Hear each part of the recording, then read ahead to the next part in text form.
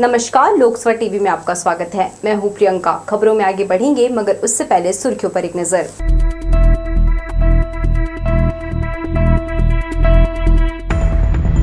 झीरम कांड की जांच अब करेगी छत्तीसगढ़ पुलिस।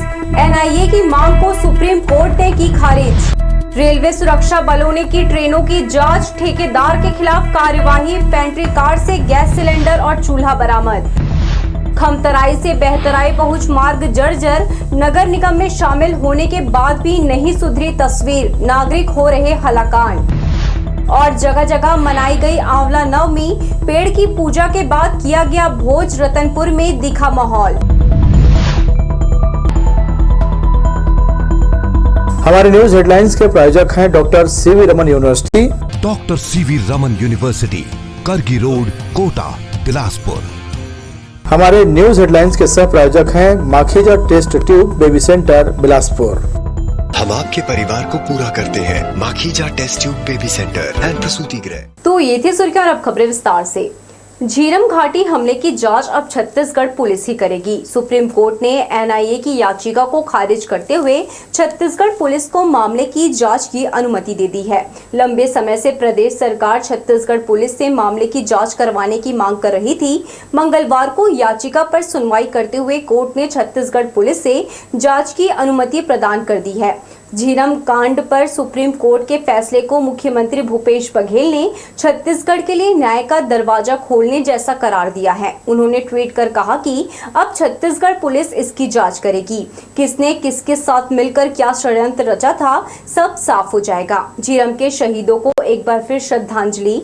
एनआईए की अपील को सुप्रीम कोर्ट ने खारिज कर दिया है। इस फैसले के चंद घंटे बाद मुख्यमंत्री भूपेश बघेल ने ट्वीट कर कहा कि झीरम कांड दुनिया के लोकतंत्र का सबसे बड़ा राजनीतिक हत्याकांड था। इसमें दिग्गज कांग्रेस नेताओं सहित 32 लोगों को खोया था। उन्होंने कहा कि कहने को एनआईए ने इसकी जांच की, एक आयोग ने भी जांच की, लेकिन इसके पीछे के वृहत राजनीतिक षड्यंत्र की जांच किसी ने नहीं की। छत्तीसगढ़ पुलिस ने जांच शुरू की तो एनआईए ने इसे रोकने के लिए अदालत का दरवाजा खटखटाया था। आज रास्ता साफ हो गया है। आज सुप्रीम कोर्ट की चीफ जस्टिस साहब की बेंच ने एनआईए की उस अपील को खारिज कर दिया है जिसमें छत्तीसगढ़ पुलिस के द्वारा झीरम मामले के बृहत षड्यंत्र की जांच की एफआईआर दर्ज की गई। एनआईए का कहना था कि चूंकि पहले मामले की जांच हमने की है, इसलिए छत्तीसगढ़ पुलिस इस जांच को नहीं कर सकती। छत्तीसगढ़ सरकार और जो कंप्लेनेंट है जितेंद्र मुदलियार, उनका ये कहना था कि इस मामले में बृहत षड्यंत्र की जांच एनआईए ने जानबूझकर नहीं की है, इसलिए पुनः उसे जांच सौंपने का अर्थ नहीं होगा। तर्कों को सुनने के बाद आज एनआईए की अपील खारिज हो गई है और अब इस मामले की जांच, बृहत षड्यंत्र की जांच छत्तीसगढ़ पुलिस कर सकेगी। विधानसभा चुनाव शांतिपूर्ण संपन्न होने के बाद एसपी ने मंगलवार को जिले के थानेदारों की अपराध समीक्षा बैठक ली। इस दौरान राजपत्रित अधिकारी भी मौजूद रहे।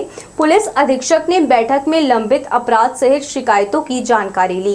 विधानसभा चुनाव के बाद मतगणना को लेकर भी एसपी ने अपने मातहतों को आवश्यक निर्देश दिए। ऐसे गंभीर मामले जिनकी विवेचना में कोई दिक्कत आ रही है, इसे दूर करने उच्च अधिकारियों से राय लेने कहा है।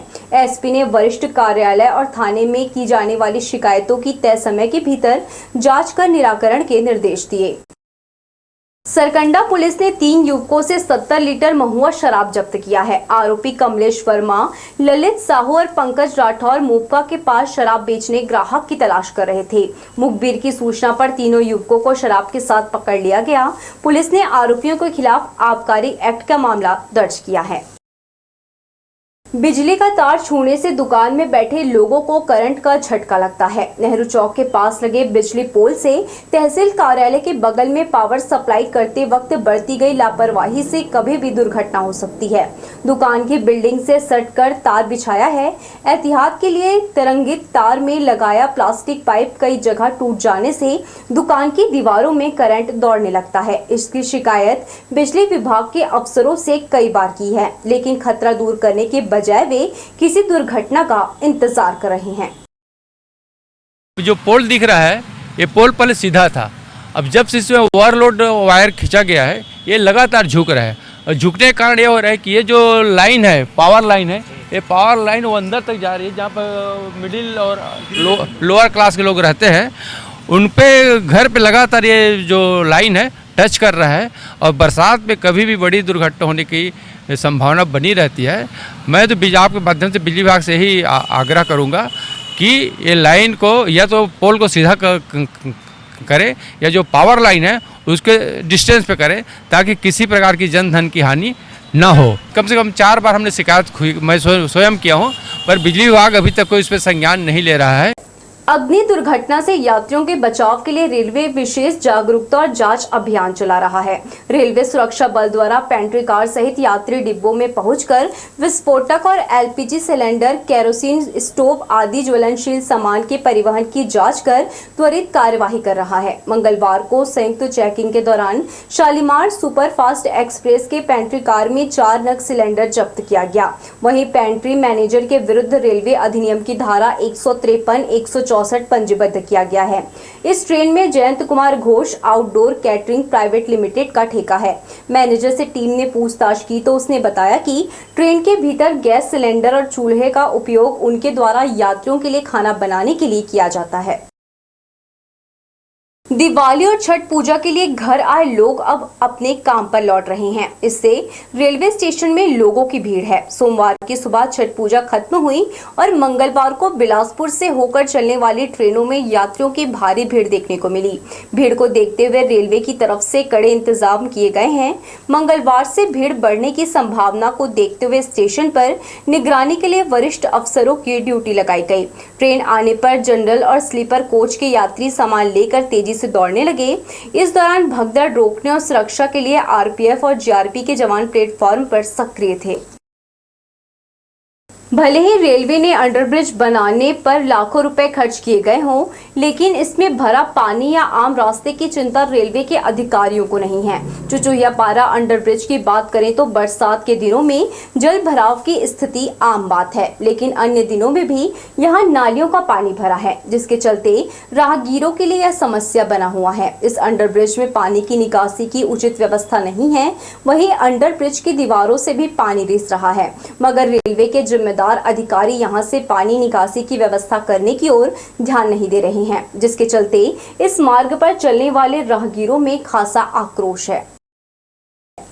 विकास की दौड़ में शामिल शहर के कई इलाकों में पक्की सड़क का अभाव है। खमतराई से बहतराई तक बड़े रिहायशी क्षेत्र में कच्ची सड़क होने से लोग कई तरह की मुश्किलों का सामना कर रहे हैं।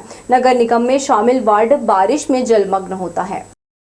अरपा पार अलग नगर निगम बनाने की मांग काफी अरसे से उठ रही है। वार्डों में मूलभूत सुविधा में कमी और बढ़ती आबादी के व्यवस्थित बसाहट के लिए ये मांग समय समय पर जोर पकड़ने लगती है।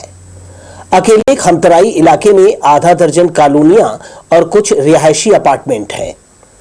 ग्राम पंचायत के समय से क्षेत्र में स्वतंत्र मकानों और कॉलोनी का निर्माण किया गया।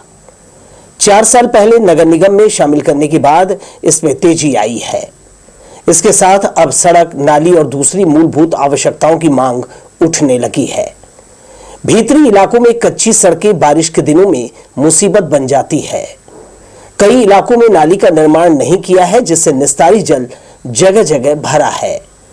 धूल धूसरित कच्चे रास्ते से गुजरना लोगों की मजबूरी बन गया है। बारिश के दिनों में आसपास के सैकड़ों मकानों में पानी भरता है। खमतराई से होकर बहतराई पहुंच मार्ग तक कच्ची सड़क पर चलना बेहद परेशानी भरा है। नगर निगम ने स्थानीय निवासियों की मूलभूत आवश्यकता पूरा करने अब तक कोई पहल नहीं की है। चुनाव जीत कर आए पार्षद भी हाथ पर हाथ धरे हैं। साल भर बाद निकाय चुनाव में इन वार्डों का विकास बड़ा मुद्दा बनेगा। कैमरामैन जय साहू के साथ दिलीप जगवानी, लोकसो टीवी, बिलासपुर।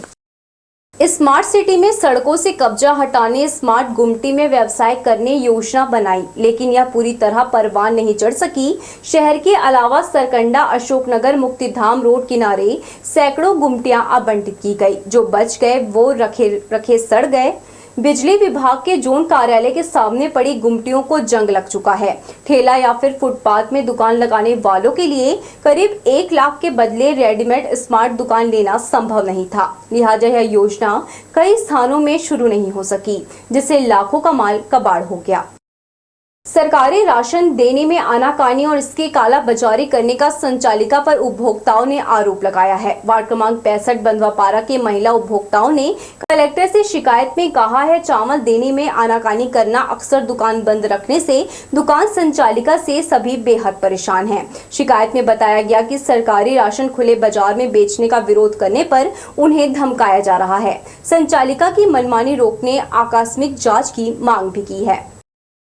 हमन के अनाज है टाइम से नहीं मिला, अति हमन परेशान हन सब भोजन। और वह कभी बोलते ये तारीख हा वो तारीख हा, फ़ोन करे के बाद फ़ोन नहीं रिसीव करे। हमन इतना परेशान हो गए हैं कि लास्ट में हमन कलेक्टर के ऑफिस में आयल पे अपन अर्जी लेके आए हन अपन वो कि हमन टाइम से राशन मिले। बढ़ेंगे हम खबरों की ओर, मगर इससे पहले सुर्खियों पर एक नजर।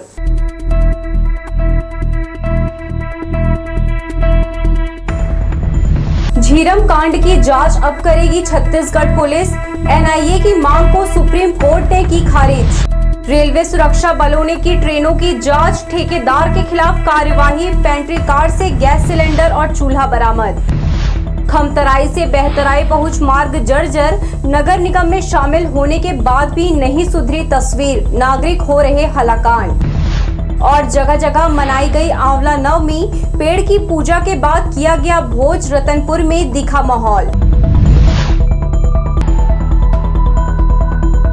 हमारे न्यूज हेडलाइंस के प्रायोजक हैं doctor C V Raman university. Doctor C V Raman university, Kargi road, Kota, Bilaspur.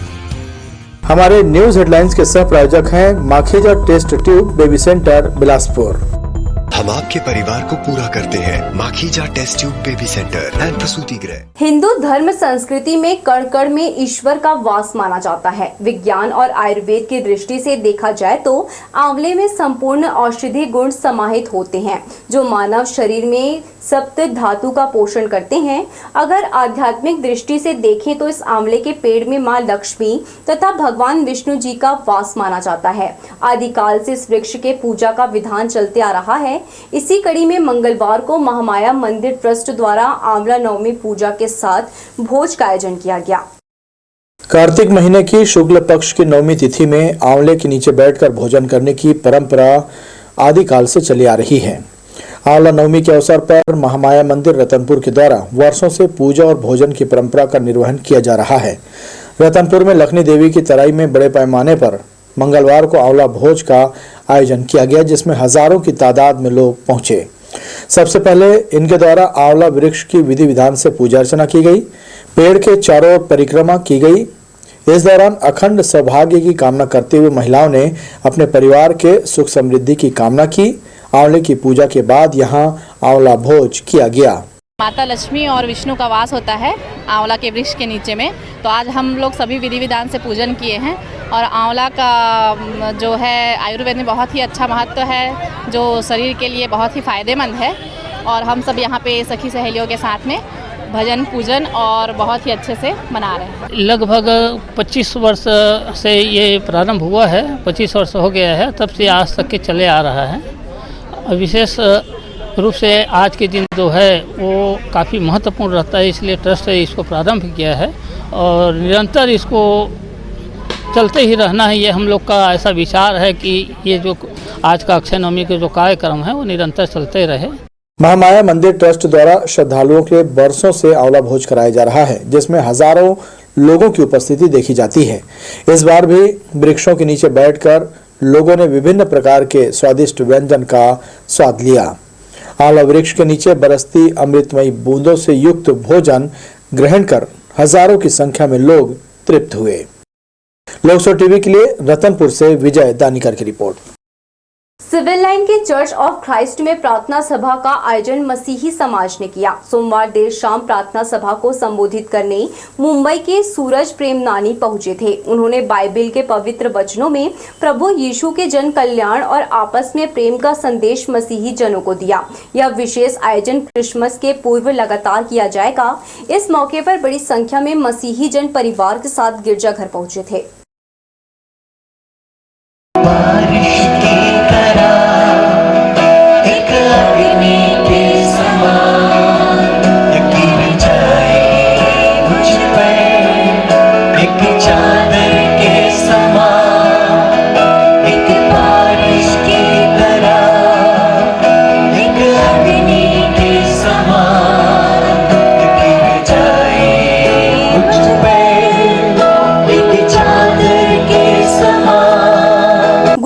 Dev ji की जयंती 27 नवंबर को मनाई जाएगी। गुरु नानक देव के प्रकाश पर्व पर डेरा संत बाबा थाहिरिया सिंह धन गुरु नानक दरबार सिंधी कॉलोनी में 40 दिवस की जपजी साहिब का आयोजन किया जा रहा है। धन गुरु नानक दरबार को रंग बिरंगे झालर लाइट से सजाया है। पाठ के साथ यहाँ भजन कीर्तन अरदास लंगर सेवा भी चल रहा है। 21 से 27 नवंबर तक सुबह 5 बजे प्रभात फेरी का आयोजन किया जा रहा है।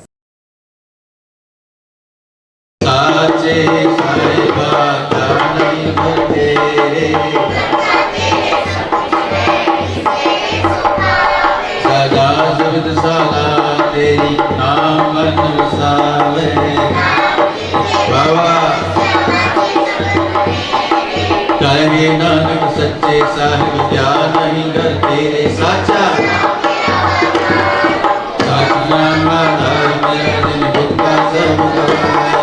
इस गुरु नानक जयंती के अवसर पर 7 दिन की प्रभात फेरी निकाली जाती है, जो कल 21 तारीख से लेकर 27 तक निकाली जाएगी, जिसमें सभी का हमें सहयोग प्राप्त होता है और सब कोई बढ़ चढ़ कर उसमें भाग लेते हैं। धन गुरु नानक दरबार डेरा संत बाबा थाहिरिया सिंह जरा भाटा सिंधी कॉलोनी, जहां चालियाँ चालू है। 40 दिन का श्री जपजी साहिब जी का अखंड पाठ आरंभ है, जिसका 27 तारीख को भोग होना है। गुरु साहब का प्रकाश पर्व मनाया जाएगा। आपके माध्यम से सभी को सूचना पहुंचे कि हर कोई आके इसमें शामिल हो। चाटेड़ी में अखंड नवधा मानस यज्ञ का पारंपरिक आयोजन किया जा रहा है। देव स्थापना के लिए आयोजित समिति के साथ मिलकर स्थानीय लोगों ने कलश यात्रा निकाली। रामायण चौक में होने वाला यह आयोजन पूरे प्रदेश में चर्चित है, जहां दूर दूर से मानस मंडलियों को आमंत्रित किया जाता है।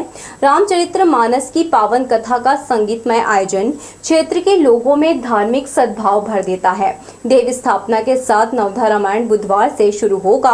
आयोजन का यह 67वां वर्ष है।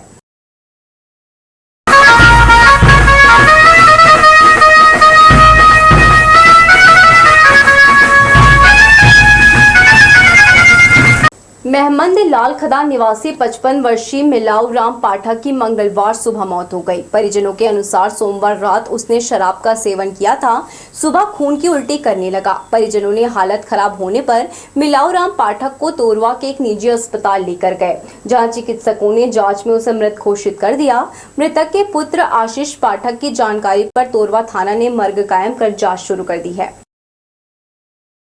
प्रतिबंधित नशीली दवाई व कोडीन युक्त सिरप बेचने वाली 20 वर्षीय युवती को जिला एवं सत्र न्यायालय ने 10 वर्ष की कठोर कारावास के साथ 1 लाख अर्थदंड की सजा सुनाई है। विशेष न्यायाधीश सुमित कपूर ने मामले की सुनवाई करते हुए फैसला दिया है।